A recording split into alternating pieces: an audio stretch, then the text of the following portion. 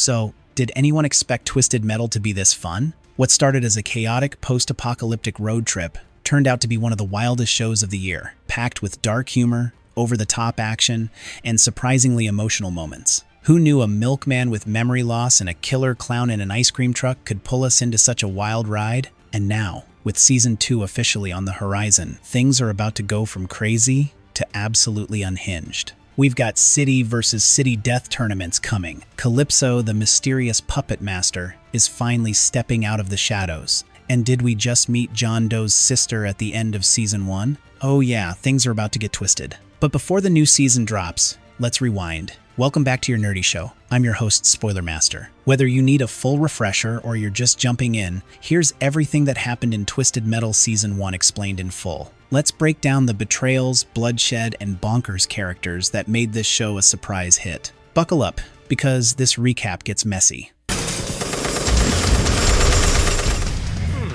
A deal too good to be true. In a post-apocalyptic America, torn apart by a massive cyber attack, the world is divided. The lucky ones live inside walled cities. The rest? They're abandoned to the wasteland, a savage no-man's land, where only the strong and the unhinged survive. And in this lawless zone, the people who risk their lives moving goods between cities are called milkmen. One of those milkmen is John Doe. No memories of his past. Just him and his beloved car, Evelyn. He's good at what he does, but he's a man without a home, drifting across the desolate highways. That is, until he gets an offer that could change everything. When John makes a delivery to New San Francisco, he meets Raven, the city's sharp and calculating chief operations officer. She offers him a golden opportunity: retrieve a package from New Chicago and earn permanent citizenship in New San Francisco. That's stability, security, a future, all in a world where none of that exists anymore. To sweeten the deal, Raven even introduces John to her family, a husband named Noah and a daughter named Dove. They share a warm meal. It feels too perfect. And that's because at Island, the second John leaves, Raven drops the act. The family was fake. This was just business. Raven is playing chess, and John, he's just another pawn. Come on, fuckers! Meet Quiet, the silent survivor. While John is heading east, another story is playing out. A pair of siblings, Loud and Quiet, are caught trying to flee from Agent Stone, a violent, self-righteous enforcer of twisted justice, and his deputy Shepard. Stone offers them a sick choice. One of them dies by the other's hand, or they both die. Loud chooses to sacrifice himself, and Quiet is left branded and alone. Eventually, Quiet and John cross paths. At first, they clash quite literally. She tries to steal his car. They fight. Then they're both hunted by none other than Sweet Tooth, a sadistic clown driving an ice cream truck, with a flair for bloodshed and bizarre theatrics. The two escape into an abandoned casino, but Sweet Tooth finds them and captures John. He demands they watch his show. What follows is unhinged performance art, violence, and mind games. Oddly enough, Quiet, who had been playing mute, ends up saving them both by being brutally honest. Sweet Tooth actually respects her candor and lets them go. Strange clown code. Come into my show? Well, then the show is coming.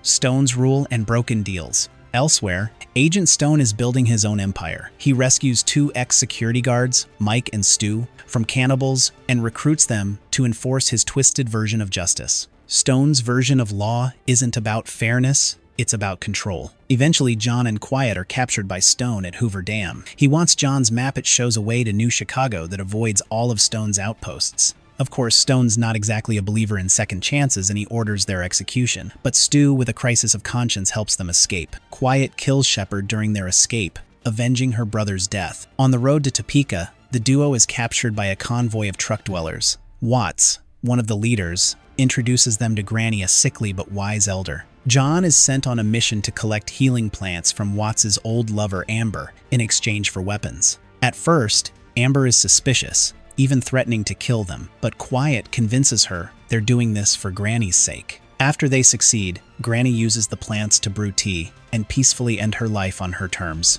Her death is honored with a funeral, and John and Quiet leave more emotionally bonded. It's here that Quiet forgives John for washing the bloodstains off her jacket, the blood of her brother. That small gesture meant more to her than he realized. Come into my show, and then you shot at me. It was a misunderstanding. The rise of Sweet Tooth. Quiet drugs John and tries to go after Stone alone. Meanwhile, at Hoover Dam, Sweet Tooth shows up out of nowhere and annihilates Stone's operation. He frees death row inmates and recruits them. Mike betrays Stu, and yet Stu still refuses to let him die. That moment of loyalty doesn't go unnoticed. Quiet infiltrates Stone's crew, disguised as one of them, but her plan starts to unravel. Haunted by visions of her brother Loud, she snaps. Her identity is revealed, and she goes toe-to-toe with Stone in a brutal fight. He almost kills her until John arrives at the last second and blasts him with a missile. Quiet collapses from her injuries, and John carries her to safety. While hiding from a storm in a rundown fast food joint called Astral Burger, tensions rise. Quiet is furious that John didn't finish off Stone, but the anger fades, and things turn romantic. They end up sleeping together in a children's ball pit. Yeah, it's that kind of show. This is where we dive into Quiet's past. Before everything fell apart, she and Loud worked on orange farms. They signed up for 4 years of indentured servitude in exchange for land. But it was a trap. The workers were abused, mutilated, punished with amputations. Quiet had her middle finger cut off and worn as a trophy by her master. Eventually, she escaped, killing her abuser and rescuing her brother. But trauma doesn't fade easily. Even in the present, the pain drives her, especially when she thinks John chose his car over her. Shoot them! With what? The law stripped Evelyn back down to factory setting.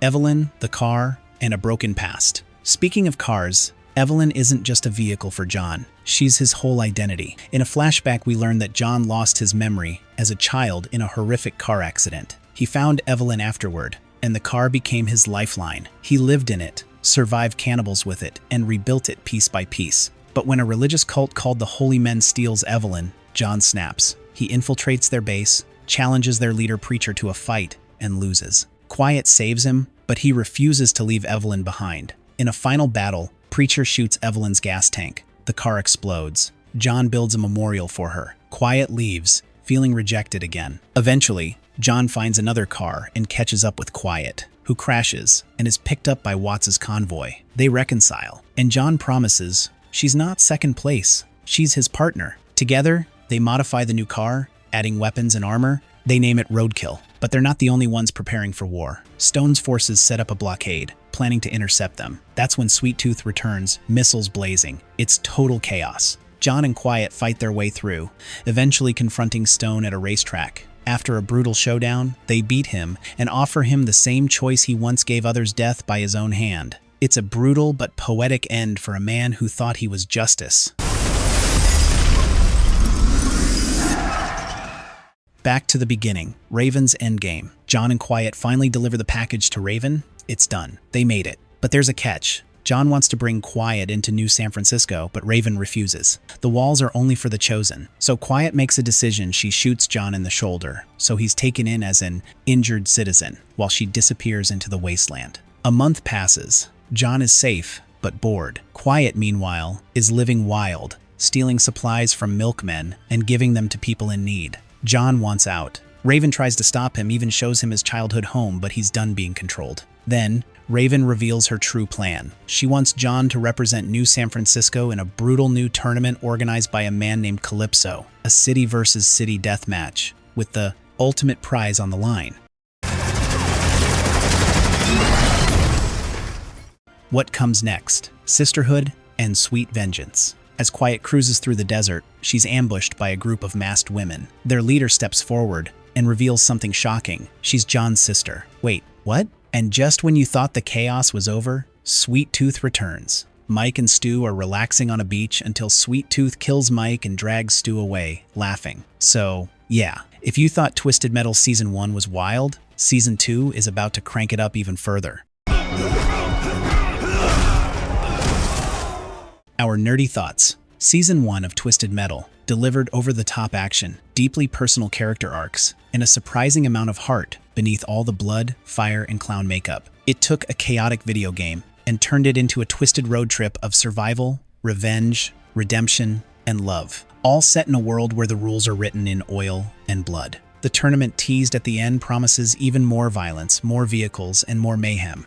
And with Calypso now in play, things are going to get really weird. But at its core, Twisted Metal is about people just trying to find purpose in the wreckage. And if this season taught us anything, it's that even in the ruins of society, there's still something worth fighting for, whether it's a car, a partner, or just a little peace in a world gone mad. We're home free! what the heck, I'll laugh anyway.